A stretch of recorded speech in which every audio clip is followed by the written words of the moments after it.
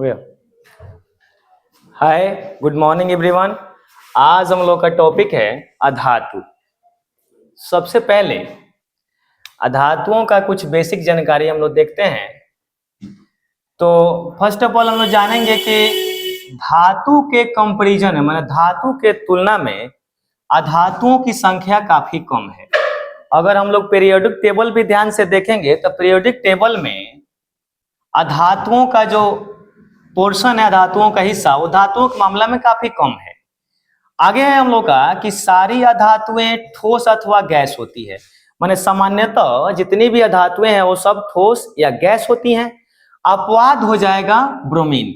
अपवाद in the sense कि सारी अधातुएं अगर ठोस और गैस है, लेकिन ब्रोमीन अपवाद है। अपवाद इस सेंस में कि सभी अधातुओं के ठोस और गैस होने के बावजूद ब्रोमीन एक ऐसा धातु है जो द्रव है, इसलिए ब्रोमीन अपवाद हो गया।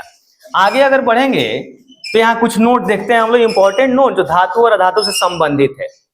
पहला स्टेप है कि सभी धातुएं ठोस होती हैं। धातुओं का एक प्रॉपर्टी है कि सभी धातुएं ठोस होती हैं। और अपवाद में हो जाएगा मरकरी। अपवाद इन द सेंस कि धातुएं हमारी ठोस हो गई, सभी धातुएं कठोर होती हैं, ठोस होती हैं, लेकिन मरकरी एक ऐसा धातु है जो द्रव अवस्था में पाया जाता है। यह वही मरकरी है जो थर्मामीटर में हम लोग देखते हैं। धातुओं का गलनांक उच्च होता है। ये बात हम लोग धातुओं के प्रॉपर्टी में सीख चुके हैं कि धातुओं का गलनांक उच्च होता है। मतलब जल्दी, गलनांक क्या होता है? तो गलनांक वह तापमान होता है जिस पर कोई भी धातु अपना अवस्था परिवर्तन करके द्रव अवस्था में चला जाता है। तो धातुओं का गलनांक उच्च होता है। और अपवाद हो जाएगा गैलियम और सीजियम।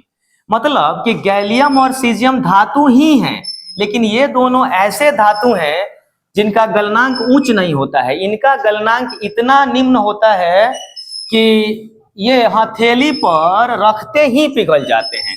माने गैलियम और सीजियम एक ऐसे धातु हैं, ऐसे धातु हैं गैलियम और सीजियम जिनको हथेली पर ही सिर्फ रख लेंगे तो ये पिघल जाते हैं। गैलियम और सीजियम ऐसे धातु हैं जिनको हम लोग हथेली पर रखेंगे तो ये पिघल जाएंगे, जबकि हम लोग जानते हैं कि सभी धातुओं का गलनांक उच्च होता है।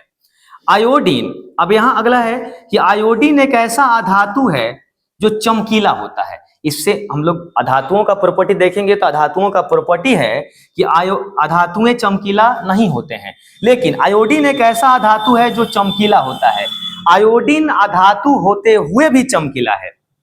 अगला हम लोग देखेंगे तो धातुएं कठोर होती हैं। ये धातुओं का प्रॉपर्टी है कि सारी धातुएं क्या होती हैं बाबू? कठोर होती हैं। सारी धातुएं कठोर होती हैं। अपवाद क्या हो जाएगा? कुछ क्षारीय धातुओं का यहाँ नाम दिया गया है। कुछ क्षारीय धातु, हम लोग धातुओं का जो गुण है उसमें हम लोग पढ़ चुके हैं कि धातुएं जितनी हैं वो सब कठोर होती हैं। ठीक है। अपवाद क्या हो जाएगा?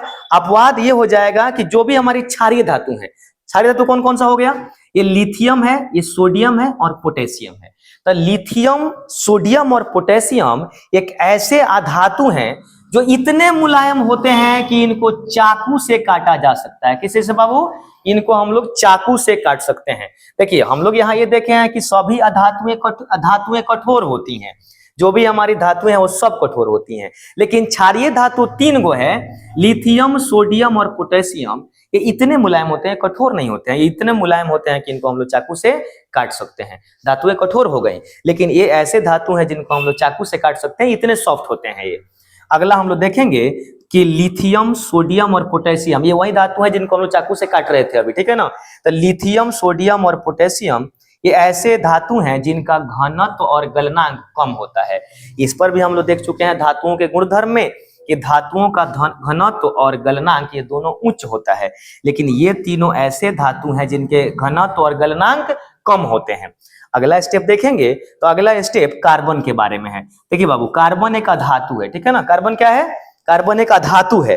तो कार्बन एक ऐसा अधातु है जो विभिन्न रूपों में विद्यमान रहता है।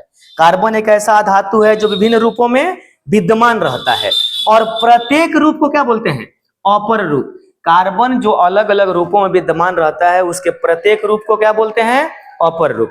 कार्बन के प्रत्येक रूप को बोलेंगे हम लोग अपर रूप। अब देखिए, यहां कह रहे हैं कि कार्बन में ही हीरा कार्बन का एक ऐसा अपर रूप है जो सबसे कठोर प्राकृतिक पदार्थ है। यहां ध्यान से समझिए आप लोग कि कार्बन कार्बन अधातु है, ठीक है ना। और अधातु का ही अपर रूप है हीरा।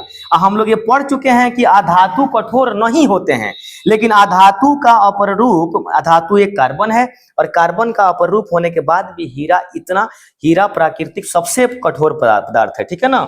यहाँ हम लोग देखें कि हीरा कार्बन का एक अपर रूप है जो सबसे कठोर प्राकृतिक पदार्थ है, मतलब प्राकृतिक रूप से पाया जाने वाला सबसे कठोर पदार्थ क्या हो गया, हीरा।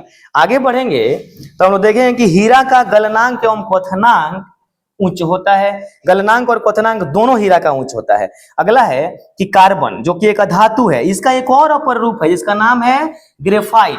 कार्बन का एक और अपर रूप हो गया ग्रेफाइट, जो विद्युत का सुचालक है।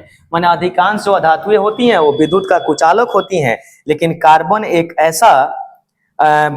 ऐसा कार्बन एक ग्रेफाइट जो है हम लोगों का, ये कार्बन का एक ऐसा अपर रूप है जो विद्युत का सुचालक होता है। आई होप आप लोग को ठीक लगा होगा। धन्यवाद।